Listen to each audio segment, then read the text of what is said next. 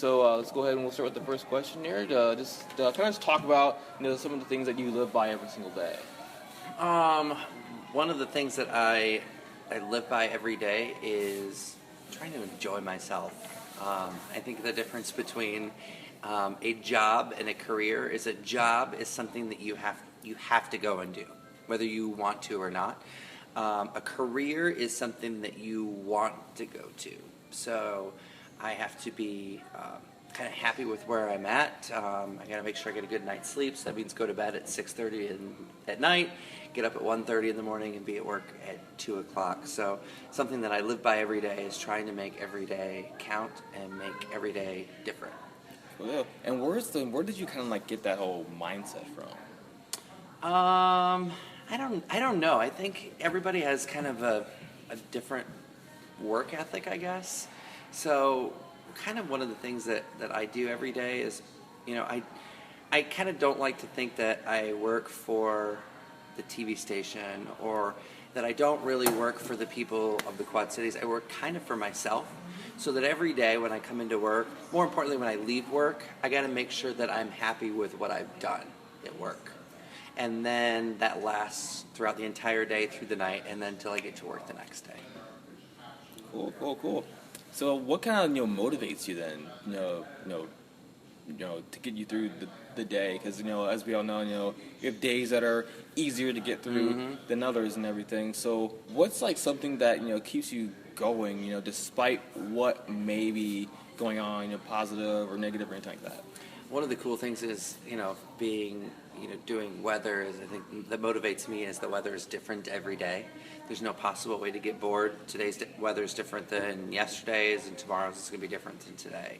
So one of the things that motivates me is what can I find about the weather that is going to be interesting to someone who's watching, all right? What's one thing that people aren't going to know, the one thing that people didn't know before that they're going to know now, and they're going to say, wow, I actually learned something. That's kind of cool. Good deal. Go ahead and just talk about like what does success mean to Eric Sorensen? What does happiness mean to Eric Sorensen? Well, success to me isn't a dollar sign. And case in point, early in my career, my first 5 years, I worked in Texas, and I took a $12,000 pay cut to go home to Rockford, Illinois to do the weather. But here's the deal, is I was more successful taking less money because I was at home and my parents could watch me on television.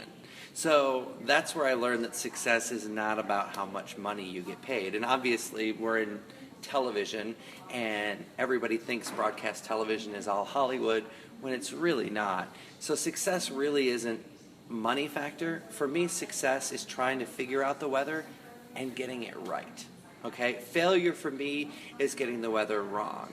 But when I get the weather wrong, what I've got to do is look back and try to figure out why I got it wrong so that I can be successful next time. And I like how you mentioned that broadcast television isn't like Hollywood, and the whole point of this project is showing people that you don't need to necessarily be Hollywood or be a big A-lister in order to be successful or to even be famous or anything and things like that. Mm-hmm. So I'm really glad that you brought something like that up. Yeah, and I don't know if I personally would ever. People are like, oh, would you want to be on the Weather Channel? Well, I don't want to be Jim Cantore because he can't go anywhere. He is recognized everywhere. Ginger Z is recognized everywhere. Al Roker's recognized everywhere. And I want to be able to be recognized in my hometown, in the Quad Cities. People are always going to be my friend when they say, hey, it's the weather guy. I'm that, friend of theirs. But at the same token, I can still be with my family and go outside of the Quad Cities and have a little bit of anonymity. So, and as far as like the whole Hollywood aspect of television, one thing that I was interested in was this summer during the John Deere Classic, I was talking to Jim Mertens, and I said, do you think that the golf pros are nervous that we're all watching them? They're teeing off on the 18th, could possibly win this big, huge championship. Do you think they're nervous? And Jim told me, he goes, well, you're sitting here about to do the 11 o'clock news. Are you nervous? And I said, no. And he goes, exactly.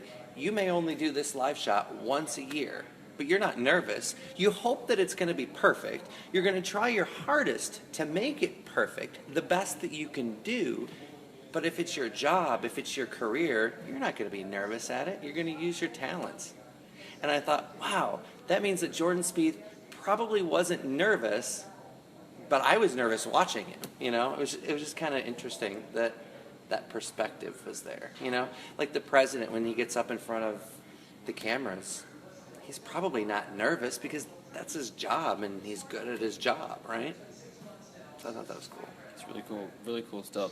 Is there any kind of like thing that you want to say to the people that are going to be viewing this? Any kind of parting wisdom that you want to share? One of the things that people always say to me is, I have the job where I get paid to be wrong. Or you have the only job where you can be wrong all the time and still get paid. But here's what I always say back. I'm like, imagine if you were standing at the bottom, deepest part of the ocean, and you had 30,000 feet of water above you, and you could see where all of that water was swirling around. That's kind of like us standing and looking up and observing the clouds and the sky above us. So now imagine standing at the bottom of the ocean and trying to figure out where all of the water that's swirling above you is going to be in 7 days. That's what it's like to forecast the weather. And that's why it will never be perfect and you'll never have a 100% forecast. But at least we're better than 50-50. That's good stuff. All right. Well, thanks a lot, Eric. All right. Appreciate Thanks, it. man. Appreciate it. Cool.